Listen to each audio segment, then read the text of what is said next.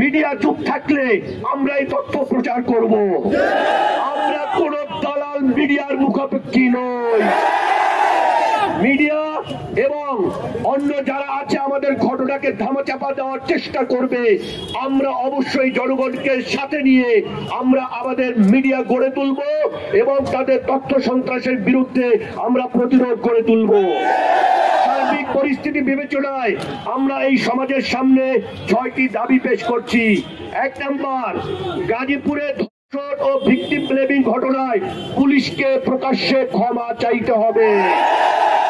2 নম্বর, ধর্ষকদের দ্রুত বিচার ও শাস্তি নিশ্চিত করতে হবে। 3 নম্বর, টঙ্গীর খতিব অপহরণের ঘটনায় স্বচ্ছ তদন্ত ও দোষীদের দ্রুততম সময়ের মধ্যে গ্রেফতার করতে হবে।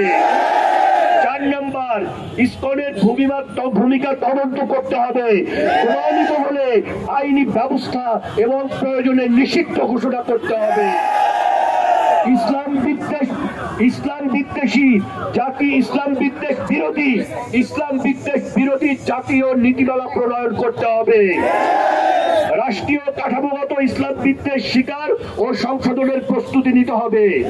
এবং যারা আজকে আমাদের মা বোনদের ইজ্জতের জন্য, আমাদের ইমাম সাহেবের নিরাপত্তার জন্য ফ্রন্ট লাইনে এসে যারা কাজ করছেন, আপনারা দেখেছেন আতাউর রহমান বিক্রমপুরী, যেখানে অপরাধ সেখানে সেই লোকটা ছুটে গিয়েছে।